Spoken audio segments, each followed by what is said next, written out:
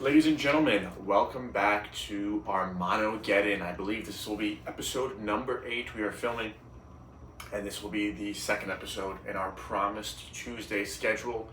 Thank you for joining us again. Today we're going to be delivering a rather concise and pithy episodes. Again, just hoping to establish a routine and make sure we produce an episode when promised. So without further ado, let's get right into it, and we're going to start off on an educational note with Zaftig, which is going to be our word of the day. I'm going to pronounce that one more time. A new word to me, Zaftig. And someone described as Zaftig as a full rounded figure, or in other words, is pleasantly plump. Now this is the supplemental sentence. I would like to say today is February 4th, so if you are looking along, February 4th. Welcome to February. Anyways, the supplemental sentence for Zaftig is going to be, portraits of Zaftig models are exhibited in the artist's collection.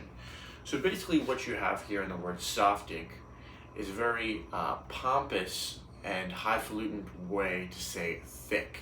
Looking at some Zaftig women down the street with a Zaftig stride. Dua Lipa, maybe she's Zaftig in my opinion. All right, let's move on to and stay in the educational vein here, and we're going to be talking about what we are reading. No joking matter at this moment. This is going to be the cover was ripped off, but I'm going to be reading some Leo Tolstoy. I'm reading a book of short stories by Leo Tolstoy. It's going to be The Death of Ivan Ilyich, coming back with some more old classic Russian literature. Now, in between that, or rather, as I make my way through that, I will also be reading Alan Carr, who's a famous book. I'm reading Quit Drinking. I don't know why I started reading this now. Haven't been drinking, haven't drank since Christmas Day of 2024.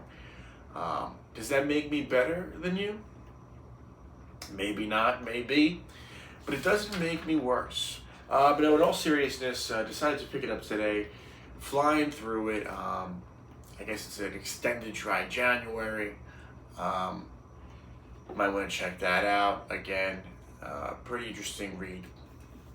Now, but in all seriousness, though, books about advice. It's always good to get advice from books. I'm going to offer some advice I gave to a friend who was worried about a first date he was going on with a girl, and I came up with a nice idea for him. Everyone is going to escape rooms, right? That's the new trend because people lack problems that they want to pretend and cosplay as Sherlock Holmes. But anyways, what I recommend for anyone listening, if they're nervous about a first date, here's what you should do. You should go to an escape room, right? But beforehand, or the day before, or morning of, maybe a little time before, what you should do, go to the escape room and get there early and solve it already on your own, or ask the people how it goes down. So then when you get in there, you're going to be looking like the next true detective as you easily make your way through. Now, a few things: make sure you're going to get the same room, and if you forget the information you learned, well then, whatever, I'm sure no harm, no foul. Probably wasn't going to work out anyway. Another food for thought. Next time you're in an elevator, and it's ascending or descending, whatever which way, how life is. Sometimes it goes up, sometimes it goes down. But next time you're in an elevator, I want you to pay close attention to your positioning in the elevator. And imagine that if a full-scale brawl was to erupt at that given moment, where are you located? Where are you situated? Who's in the elevator with you? How are your odds looking at getting out of this intense conflict? Elevator brawls. Keep an eye out for that. Pay attention to that. Just food for thought.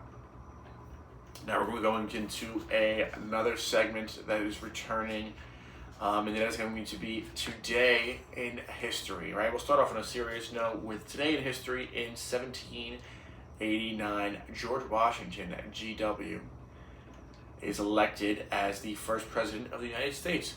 Pretty interesting.